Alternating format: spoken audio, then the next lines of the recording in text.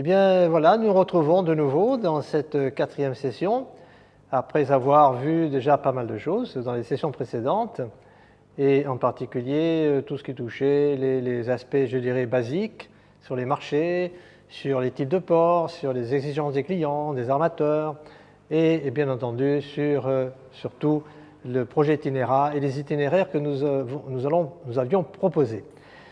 Voilà, je suis toujours le professeur Losato Giotard Jean-Pierre, bien sûr, qui était l'ancien responsable du pôle d'ingénierie appliquée au tourisme à la Sorbonne, qui était un pôle professionnel, et c'est une des raisons pour lesquelles on m'a chargé de cet e-learning. Alors je remercie ceux qui ont suivi jusqu'à présent, et nous accueillons quand même ceux qui, par hasard, viendraient se joindre à nous. Alors actuellement, ce qui nous intéresse, après avoir présenté le projet itinéraire, qui, je le rappelle, a des objectifs et des résultats, et qui sont liés d'ailleurs, des objectifs qui sont à la fois culturels et des objectifs qui sont professionnels, eh bien, nous devons maintenant parler des lignes directrices qui sont vraiment les références sans lesquelles le projet itinéraire, évidemment, ne pourrait pas aller plus loin. Première chose, comme ligne directrice, ce sont des prérequis. Alors, les prérequis, ça veut dire quoi? Ça veut dire d'abord qu'il y a un lien entre les sites qu'on doit retenir et les entreprises sur ces itinéraires. Alors, les sites et les entreprises sur les itinéraires, ainsi par exemple, on a vu que dans ce projet itinéraire, qui, je le rappelle, est un projet qui s'intègre complètement dans l'Interreg maritime, qui rassemble les territoires du Var, des Alpes-Maritimes, de la Corse du côté français et de la Ligurie, de la Toscane, de la Sardaigne du côté italien. Eh bien, ces sites et entreprises sur les itinéraires, il s'agit en fait de choses très différentes. Les sites, ce sont des sites remarquables. Par exemple, si on va visiter, je ne sais pas, le canyon du Verdon, si l'on va visiter la lagune d'Orbetello du côté italien. Donc, il faut repérer les sites sur lesquels les itinéraires et les excursions sont implantés. Les villages en particulier aussi. Et puis les entreprises, les acteurs. Nous avons des acteurs qui sont des acteurs locaux indispensables pour les expériences. Ce sont des acteurs qui peuvent être des acteurs d'ailleurs très différents. Par acteurs, j'entends là évidemment soit des artisans, soit des producteurs de produits agricoles, enogastronomiques, soit des sites culturels. Alors, tous ces acteurs, ces entreprises, il faut aller les repérer. Il faut les cibler, les repérer. Mais je pense que pas mal d'entre vous les connaissent, ou en connaissent une partie. Alors, quelle est la particularité des prérequis? C'est de dire avec qui et où on va travailler. Et on va travailler avec qui et où? Eh bien, avec des gens qui ont des labels, qui sont déjà labellisés. Alors ça, c'est un point très important. D'ailleurs, c'est un point très important dans toute la politique, je dirais, du Conseil de l'Europe, lorsqu'il s'agit de développer des territoires. Et on ne veut pas faire n'importe quoi. Alors on veut des gens qui ont déjà des qualités, des standards de qualité. Alors, les labels, c'est un terme très général. Ce sont des standards de qualité dont je parle, qui peuvent être des standards très différents d'ailleurs. Ce sont des standards qui sont des standards aussi bien de produits que de services, que d'accueil, notamment, tenez, pour le transport, il faut que ce soit des transports qui soient labellisés pour emmener nos gens. Voilà. Donc, au fait, voilà les prérequis qui, je pense, sont des prérequis faciles à comprendre pour tout le monde. Voyons de plus près ces principaux prérequis. Alors, il y en a qui sont nature-culture. On a vu d'ailleurs dans la session précédente qu'on avait évoqué des itinéraires, des macro-itinéraires qui étaient fondés à la fois certains sur la culture, d'autres surtout sur l'enogastronomie. C'est un choix que nous avions fait. Bon. En fonction des tendances qui sont les tendances des exigences des touristes aujourd'hui. Voilà. Alors dans nature-culture, les prérequis, c'est quoi? C'est l'environnement. L'environnement, ça peut être aussi bien l'environnement, ça peut être les forêts, ça peut être les paysages. C'est de voir, par exemple, si dans ces environnements, qui sont des environnements naturels, il y a des parcs, par exemple, des parcs naturels. Je rappelle que, en ce qui concerne les parcs, les territoires qui sont labellisés, il y en a à plusieurs échelles. Il y a des parcs qui sont des parcs marins, naturels, et qui sont des parcs très près de la mer, comme c'est le cas, par exemple, sur les lagunes. Il y a des parcs qui sont des parcs régionaux, comme c'est le cas aussi bien dans le Var qu'en Corse, ou tout simplement dans les Alpes-Maritimes avec le Mercantour. Et nous avons par contre des territoires qui sont beaucoup plus petits et qui sont très intéressants à visiter. Je pense par exemple aux zones naturelles d'intérêt faunistique et floristique, les SNIEF, comme on dit dans le langage technique.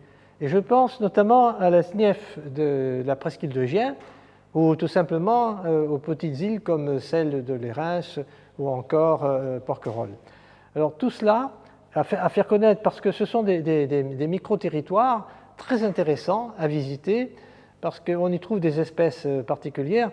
Je pense notamment à certains de mes collègues biologistes qui ont travaillé sur tous ces territoires-là. Et j'ai appris, je tiens à le dire, que notre Méditerranée, là, les territoires qui nous intéressent dans l'itinéraire, c'est extraordinaire, ils représenteraient une grande partie, pour ne pas dire 80 ou 90%, des espèces qu'on peut trouver dans tout le bassin méditerranéen. Alors vous voyez donc tout l'intérêt.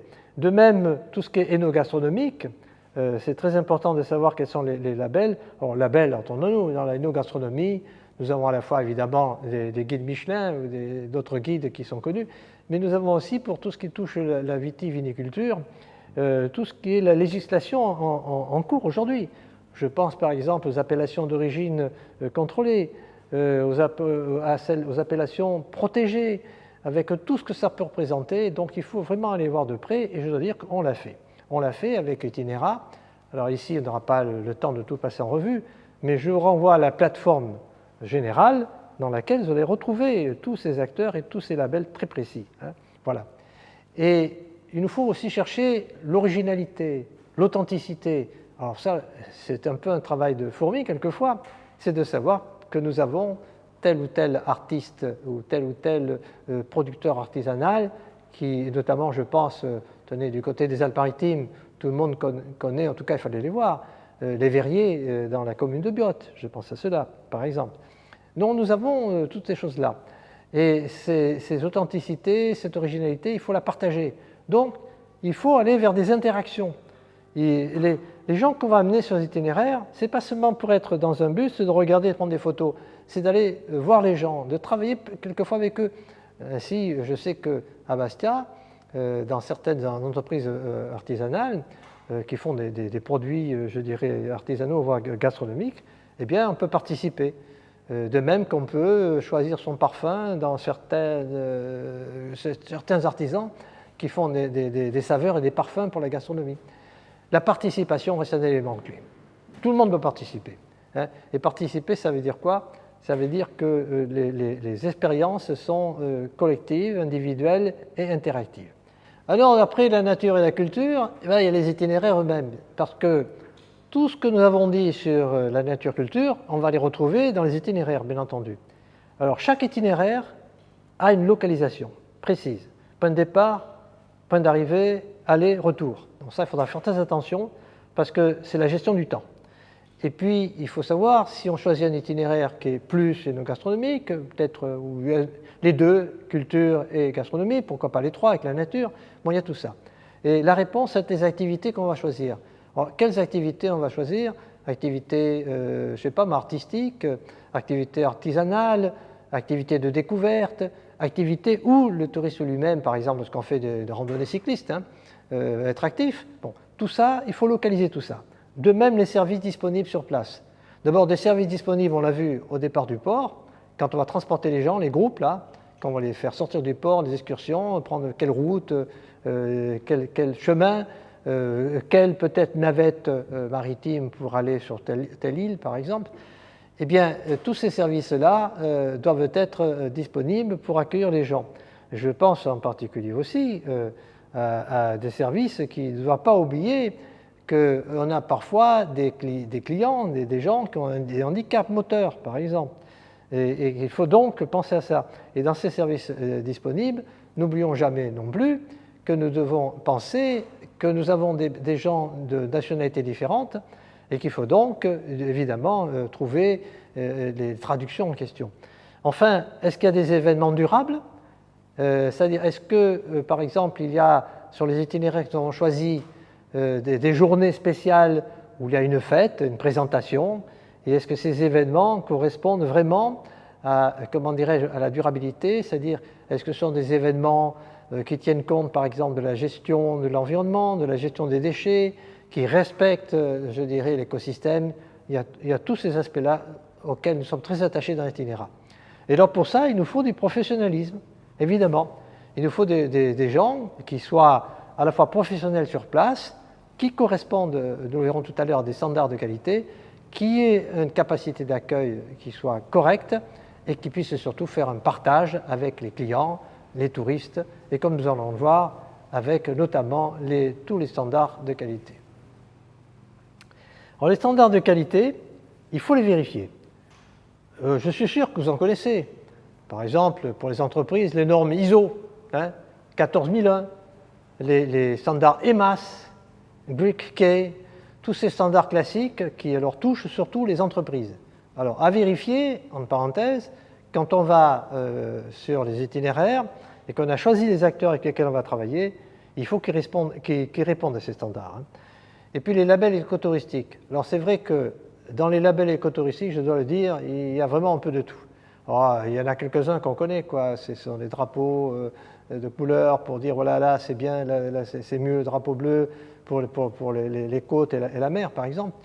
Il y a des labels aussi écotouristiques pour dire qu'on est en green ceci, label green, etc. On va trouver tout ça sur la plateforme générale. Et je dois dire qu'aujourd'hui, ça part un peu partout, quoi. Il faut faire donc très attention. Il faut vraiment qu'il y ait des labels qui soient reconnus.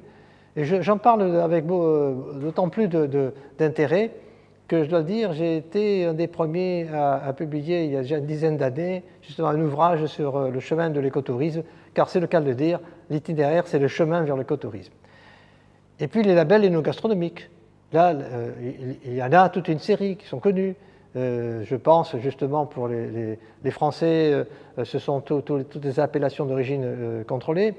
Pour nos amis italiens, on peut parler des DOC, des appellations donc contrôlées aussi, mais qui sont les DOC par exemple, ou les DOCG qui sont les appellations garanties. Et puis sur les localités, les itinéraires, alors il y en a qui ont des itinéraires des communes qui ont ce qu'on appelle des drapeaux verts, qui sont reconnus comme stations vertes, voilà, durables. Donc vérifier tout ça de façon à ce que ça puisse apporter un plus à nos croisiéristes qui sont, eux, très motivés. Parce que si ce sont des groupes de 20-25 personnes, c'est que ce sont des gens très motivés qui déjà ont une connaissance de beaucoup de choses. Alors toutes ces certifications que vous voyez en dessous, que je rappelle, les AOP, les AOT, les DEC. Alors il y a des certifications environnementales qui sont connues, comme ETIS, comme les Green Stars, et puis je dirais qu'aujourd'hui, de plus en plus, la nécessité d'avoir des labels, des standards de qualité est l'une des grandes différences qu'on doit trouver. Donc, il faut faire une vérification des sites, une vérification des acteurs locaux. Tout cela, vous voyez, c'est un sacré travail. Je ne dis pas que peut-être déjà, parmi vous, pas mal de gens l'ont réalisé, mais ce sont vraiment des choses indispensables, incontournables. Alors, les acteurs locaux, mais sans oublier la population locale, bien entendu, voyons. Alors, du coup, évidemment, tout ça pour dire qu'on peut passer donc à la suite. Voilà, c'est-à-dire les choix d'itinéraire. Alors, ces choix d'itinéraire, finalement, on a vu dans les sessions précédentes qu'il y avait toute une série d'itinéraires possibles, aussi bien du côté français que du côté italien ou en Sardaigne. Voilà. Donc, on a des itinéraires nombreux, qu'on retrouvera sur la plateforme générale. Voilà. Mais on a 3 stratégies au moins principales. Alors, une stratégie numéro 1, c'est de dire je vais choisir un itinéraire totalement écolabellisé. Alors là, partout. Voilà. Et les labels, il faut les labels surtout, quoi, environnementaux, des labels pour les services, pour les entreprises, alors vraiment entièrement écolabellisés, quoi. Et puis, la stratégie numéro 2, qui serait d'avoir des itinéraires de découverte écotouristique. Alors je m'explique. Si dans la stratégie 1, c'est entièrement écolabellisé, ça veut dire que bon, on peut faire des mélanges. C'est-à-dire on va avoir par exemple des arrêts dans un village, des arrêts dans une entreprise, mais en même temps on pourra visiter quelque chose. Bon.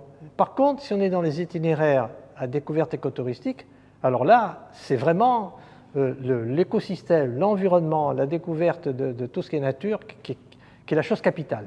Et il faut savoir, ces itinéraires correspondent effectivement déjà à des labels, à des standards, hein, notamment lorsqu'on fait ce qu'on appelle de la randonnée cycliste, quoi. Alors là, c'est très important.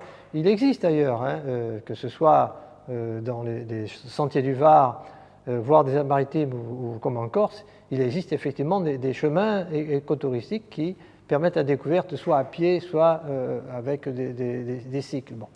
Et dans la stratégie numéro 3, nous voyons des itinéraires alors avec services, activités certifiées bio-éco-compatibles. Alors là, c'est tout ce qui touche effectivement beaucoup plus les entreprises, les vignobles, les productions artisanales, voire au-delà. Là, vraiment, il faut que ce soit bio-éco-compatible. C'est-à-dire, c'est bien qu'on fasse, par exemple, du vin, qu'on fasse telle culture, mais il faut savoir si les entreprises en question sont engagées aussi dans le respect environnemental. Est-ce qu'elles ont des labels RSE, c'est-à-dire, vous savez, la responsabilité sociale et environnementale? Bon, il y a tout ça qui rentre en ligne de compte.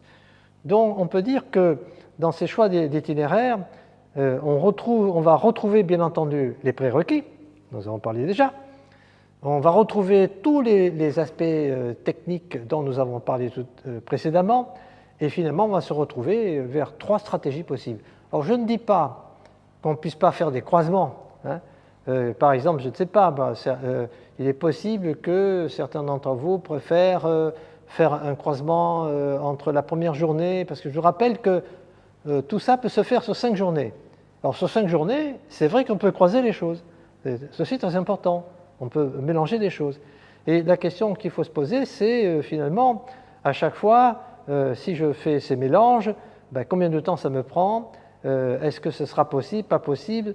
Donc, je ne dis pas que les itinéraires doivent être d'une façon très stricte, forcément 1, forcément 2, forcément 3.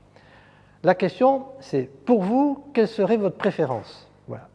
Est-ce que vous préférez vous insérer dans des itinéraires qui soient plutôt écolabellisés ou écotouristiques, ou des itinéraires plutôt culturels, gastronomiques? Tout va dépendre évidemment d'une chose très simple, c'est là où vous êtes, là où vous travaillez. Il est évident que si vous êtes du côté de Gênes, je pense à Gênes par exemple, il est possible qu'on veut faire des visites de Gênes différentes. Alors faire des visites de Gênes différentes, ça veut dire quoi? Ça veut dire qu'on va faire de la slow visite, hein. On va amener les gens, faire connaître Gênes par exemple dans ses producteurs de farine, dans ses producteurs gastronomiques, faire connaître Gênes dans des quartiers qui ne sont pas toujours les quartiers les plus touristiques, le vieux Gênes. Vous voyez, il y a donc beaucoup de choses possibles en fonction de qui vous êtes et ce que vous faites. Voilà. Et je pense que Itinera, c'est de vous proposer tout un panel, tout un ensemble d'éléments qui vont vous permettre de faire ces choix. Alors finalement, vous voyez que Itinera, c'est quand même un projet ambitieux, parfois qui peut paraître un peu complexe, mais surtout, on doit respecter les lignes directrices que nous avons évoquées. Et ces lignes directrices qui, elles, sont le fondement des expériences que nous voulons emmener. Car finalement, ces lignes directrices et tous les éléments que nous avons évoqués, ça peut paraître un peu contraignant, mais c'est vrai que c'est une contrainte qui va nous amener à faire des expériences. Car ce que nous recherchons, c'est surtout à faire des expériences qui soient valables et surtout à vous de voir comment vous allez les inscrire là-dedans. Voilà. Alors c'est un peu, je veux dire, la fin l'approche de la fin de notre session, hein. Et du coup, nous allons, au-delà de cette session, par la suite, se poser la question de savoir, bon, tout ça c'est bien, mais finalement, qui va en avoir des bénéfices? Quels seront les intérêts de tout ça? Et effectivement, c'est de voir les impacts que ça peut avoir sur l'ensemble des acteurs, qu'ils soient les acteurs locaux, des itinéraires, que ce soit les acteurs portuaires, que ce soit surtout les touristes et les populations locales. Voilà, ce sera vraiment, je dirais, la dernière de nos ambitions dans la session 5 que nous aborderons bientôt.